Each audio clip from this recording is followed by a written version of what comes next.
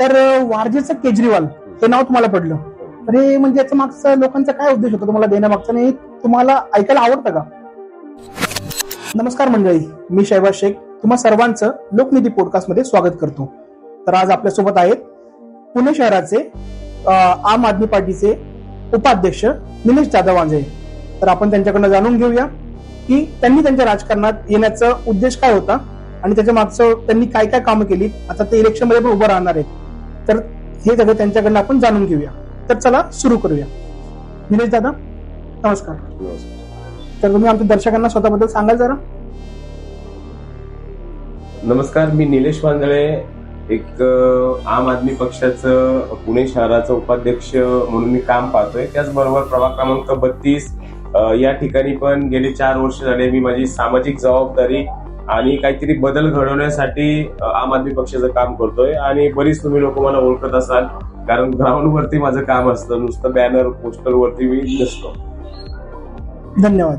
तर वारजेचं केजरीवाल हे नाव तुम्हाला पडलं, तर हे म्हणजे याच्या मागचा लोकांचा काय उद्देश होता तुम्हाला देण्यामागचा, आणि तुम्हाला ऐकायला आवडतं का? नक्कीच आवडतं. असं केजरीवाल हे एक चांगलं उद्बोधन म्हणता येईल तुम्हाला. एक केजरीवाल म्हणजे ज्यांनी बाबा दिल्लीमध्ये चांगल्या शाळा, चांगले रस्ते, चांगले दवाखाने अशा दिलेला एक व्यक्ती आहे. आणि माझ्या भागातली लोक मला वारजेचा केजरीवाल म्हणतात. नक्कीच मला याचा आनंद आहे. आणि याची सुरुवात अशी झाली की आमच्या पक्षाची जी कामं आहेत, चांगले रस्ते, आरोग्य सेवा, दवाखाने आणि शाळा, याच्यावरती मी 4 वर्षापासून काम करतोय. आणि काम करता करता लोक मला म्हणतात की बाबा जसं केजरीवालांनी दिल्लीमध्ये काम करतात तसंच निलेश वांजळे सुद्धा आपल्या भागात काम करतात. त्यामुळे लोक मला वारजेचे केजरीवाल म्हणून आताही कोणत्या कार्यक्रमात गेलो तरी ते आवर्जून माईक वरती म्हणतात की वारजेचे केजरीवाल निलेश वांजळे म्हणून. वा, छान. तर तुम्ही पहिल्यांदाच निवडणुकीमध्ये उभे राहताय, पण आता तुम्ही परिस्थिती बघाल तर जे ऑपोजिशन आहे म्हणजे अदर कंटेस्टंट जे आहे ते खूप स्ट्रॉंग आहेत. तर तुम्हाला असं वाटतं की त्यांच्या व्यतिरिक्त लोक तुम्हाला निवडून देतील, आणि का देतील? म्हणजे आता तुम्ही अपोजिशन म्हणत असताना तर त्याच्यामध्ये सध्या सगळे एका बाजूला आहे. सध्या लोकांचे मूलभूत जे प्रश्न आहेत, शाळा आहेत, आरोग्य सुविधा आहेत, रस्ते आहेत, वाहतूक कोंडीचे प्रश्न आहेत, पाण्याचे प्रश्न आहेत, याच्यावरती कोणीच बोलत नाहीये. सगळे अपोजिशन एका साईडला आहे. मिल बाटके खायंगे असंच त्यांचं चाललंय. आणि वारजेत ते काही वेगळी परिस्थिती नाहीये. पुण्यात तेच आहे, महाराष्ट्रात तेच आहे आणि वारजेत सुद्धा तेच आहे. त्या अनुषंगाने कुठंतरी आम्ही 4 वर्षापासून फक्त जनतेचेच मुद्दे घेतोय. आणि मला नक्कीच आशा आहे की जनतेचे हिताचे मुद्दे जनतेला समजलेले आहे आणि ते येणाऱ्या पुणे महानगरपालिकेच्या निवडणुकीमध्ये नक्कीच मला एक संधी त्यांची सेवा करण्यासाठी देतील. आम्ही पण अशी आशा करतो. आणि पुढचा प्रश्न असा आहे की निवडणूक म्हटलं जातं की खूप जास्त पैसा, बरोबर? मग एवढा पैसा आल्यावर तुम्ही कसं मॅनेज करणार? म्हणजे आता ह्याच्यामध्ये पैसा कोणाला लागतो? ज्यांनी गेले 4-5 वर्ष झाले काहीच काम नाही केलं. ही लोक काय करतात, निवडणुकीच्या तोंडावरती जशी पावसाळा आल्यानंतर पावसाळ्यात जी बेडकं येतात त्याच पद्धतीने कुठंतरी लोक इलेक्शन आल्यानंतर बरीच लोक निर्माण होतात, बरेच उमेदवार निर्माण होतात आणि मग पैसे खर्च करतात आणि पैसे खर्च करून नंतर अपयशच त्यांच्या पद्धती येतं. असं नाही की पैसे खर्च करून खूप येतं. आता मी गेले 4 वर्ष झाले ग्राउंडवरती काम करतोय. वारजेमधील बहुतांश लोक मला ओळखतात. आणि येणाऱ्या काळात पण निवडणुकीचा बाकीच्यांना जर 1 कोटी 2 कोटी खर्च आहे तर माझ्यासाठी फक्त 10 लाख रुपये खर्च आहे. आणि ते मला मदत करणारे भरपूर लोक आहेत. आणि मी येणाऱ्या काळात सुद्धा लोकांकडनं 100 रुपये 200 रुपये अशी मी मदत मागणार आहे. मी भीक कुणाकडे मागणार नाहीये. लोकांची जबाबदारी, लोकांना वाटत असेल की आपल्याला काम करणारा एक माणूस वरती कुठेतरी सभागृहात पाठवायचा आहे, तर लोकांकडे नक्कीच हक्काने मी 100 रुपये 200 रुपये जमा करेल. आणि जास्त मोठे 10,000 लोकांनी फक्त 100 रुपयांनी जरी जमा केले तरी 10 लाख रुपये जमा होतात. आणि तेवढे चांगले इलेक्शन लढण्यासाठी, निवडून देण्यासाठी सफिशियंट आहे. मला काही पैसे वाटायचे नाहीये. चांगली गोष्ट आहे, चांगले विचार आहेत तुमचे. तर दादा, प्रभाग क्रमांक 32 म्हणजे वारजे, पॉप्युलर नगर आणि शिवने, तर या भागातल्या कोणत्या मेन म्हणजे समस्या आहेत आणि त्याच्यावर तुमचे उपाय काय आहेत? म्हणजे तुम्ही काय करणार त्याच्यासाठी? आता याच्यामध्ये मेन समस्या मी सांगितलेलंच आहे तुम्हाला. आपल्या इथं शाळांची परिस्थिती बऱ्यापैकी खूप बिकट आहे. शिवण्यामध्ये नवभारत हायस्कूल जिथं माझं शिक्षण झालं त्या शाळेत मी असताना 8 तुकड्या होत्या. आता तिथे कुठेतरी 4च तुकड्या राहिलेल्या आहेत 8वीच्या. अशा करत करत कुठेतरी कमी झाली. लोकसंख्या वाढली, त्या दृष्टिकोनात शाळांची वर्गांची संख्या वाढायला पाहिजे, ती वाढत नाही. तर एक शिक्षणाचे कामं आहेत, समस्या आहेत, ते कुठेतरी आम्हाला सॉल्व्ह करायचे आहेत. वाहतूक कोंडी एक मोठी समस्या आहे, त्याच्यावरती काम करायचंय. आपलं भाग धरण आपल्याला 5 किलोमीटर आहे, तरी पाणी समस्या खूप मोठ्या प्रमाणात आपल्या पाण्याची भागात समस्या खूप जास्त आहे. आहे. त्याच्या व्यतिरिक्त रस्ते तुम्ही बघितले तर रस्त्यांची अवस्था बघा. शिवणे भागात जो समाविष्ट भाग आहे त्याच्यामध्ये इतकी दयनीय अवस्था आहे. ग्रामपंचायत काळातले झालेले रस्ते इतके बिकट झालेले जातात. लोक उदाहरण देतात की जेएम रोडला चांगला रस्ता आहे, 50 वर्ष टिकलाय, मग आपल्या ग्रामपंचायतचा का नाही टिकला? 100% तिथे भ्रष्टाचार झालाय, म्हणूनच अशा पद्धतीने रस्त्यांची वाट लागलेली. ते रस्ते दुरुस्त करणे असे बऱ्याच 5-6 समस्या आहेत. याच्यावरती मी येणाऱ्या काळात काम करणार. माझ्या मध्ये तुमचं जर तुम्हाला लोकांनी निवडून दिलं तुमचं विजन पण हेच सेम असेल. व्हिजन आता ह्याच्यामध्ये व्हिजन थोडक्यात सांगायचं म्हणलं की आपल्या भागातल्या शाळा चांगल्या करायच्या, आपल्या भागातील सरकारी दवाखाने चांगले करायचे, तिथं सर्व उपचार होतील अशी व्यवस्था करायची. आपल्या भागातले जे रस्ते आहेत त्या रस्त्यांची चांगली डागडुजी करायची. रामनगर भागामध्ये ड्रेनेज लाईनचा खूप मोठा प्रॉब्लेम आहे, कारण जे लाईनी टाकलेल्या आहेत त्याचे 20-20, 25-25 वर्ष जुन्या लाईनी आहेत.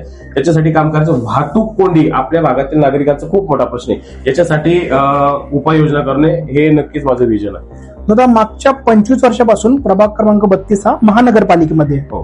पण इथं वाहतुकीची समस्या म्हणजे खूप जास्त आहे. तर याच्या संदर्भात तुमचं काय मत आहे? म्हणजे आता बघा 25 वर्ष झाले, ज्या मुद्द्यांवरती मतदान लोक मागत आहेत त्याच मुद्द्यांवरती ही लोक मतदान मागणार. मला एक सांगा वारजेकरांनी की गेल्या 25 वर्षात जर तुम्हाला ह्या लोकांनी वाहतूक कोंडीतून मुक्तता दिली नाही तर तुम्ही यांना का मतदान करायचं? मी तरी छातीठोकपणे सांगतोय मी की मी तुम्हाला यातनं समस्येमधनं बाहेर काढणार, आणि त्या दृष्टिकोनात मी बरीच कामं केलेली आहेत. वारजेपासून गणपती माता मी रस्ता G20च्या ज्यावेळेस निधी आला होता त्यावेळेस विजी कुलकर्णी म्हणून अधिकारी होते, त्यांच्या मार्फत रस्ता दुरुस्ती करून घेतला. गणपती माता ते शिंदे पूल रोडला अपघात होते, ते वाहतूक कोंडी होत होती. काही बेशिस्त वाहन चालक पलीकडल्या रोडनी गाडी चालू, तर डिवायडरचं काम तिथे चालू आहे, अंतिम टप्प्यामध्ये आहे. असे एक ना अनेक उपाययोजना माझ्याकडे याबाबत आहेत. इव्हन नदीचा जो रस्ता आहे तो नदीच्या रस्त्यासाठी मी पाठपुरावा करणार. आणि कॅनेल रोड, शिंदे पुलावरती कॅनेल रोडचं 2 वेळा भूमिपूजन झाले पण रस्ता झालेला नाहीये. तुम्ही भूजन इलेक्शनच्या अगोदर भूमिपूजन करता, लोकांकडनं मतं मागता आणि इलेक्शन झालं निवडून आल्यानंतर तुम्ही विसरता, तर हे बरोबर नाहीये. तर ह्या वारजेच्या वाहतूक कोंडीला एक नदीचा ब्रिज आणि कॅनेल रोड याच्यासाठी मी नक्कीच काम करेन. म्हणजे कुठलाही पद नसताना निलेश वांजेंनी जे प्रयत्न केले त्याला म्हणजे सक्सेस भेटतोय. आतापर्यंत बरीच लोक सांगतात एवढे कोटी खर्च केले, तेवढे कोटी खर्च केले, पण लोकांना दिसत नाही. मी सांगतो मी गेल्या 4 वर्षात जवळपास 20 कोटीची काम आपल्या भागात आणलेली आहे, पण त्या कामं करता मी कुठेही त्याचे फ्लेक्सबाजी केलेले नाही. पण सगळ्यांचा हिशोब माझ्याकडे आहे. इलेक्शन जाहीर झाल्यानंतर हा नक्कीच ताळेबंद पूर्ण आहे, तो मी जनतेसमोर ठेवेल. चांगली गोष्ट आहे. निवडणुकीत प्रचार कसा असावा असं तुम्हाला वाटतं? मी एक सामान्य नागरिक आहे. मी राजकारणातच ह्याच्यासाठी आलेलो आहे की काहीतरी बदल घडायचा. आतापर्यंत जो बदल घडलेला नाही तो घडवण्यासाठी आलेलो आहे. साहजिकच इलेक्शनच्या दृष्टिकोनातनं घरोघरी जाऊन प्रचार व्हायला पाहिजे आणि मुद्द्यांवरती बोलायला पाहिजे. नुसता तू माझा भाऊ आहे, तू माझ्या समाजाचा आहे, तू माझ्या धर्माचा आहे, तू माझ्या शेजारचा आहे, तू माझा आडनावाला आहे म्हणून तुम्हाला मतदान द्यायला पाहिजे, हे चुकीचं आहे.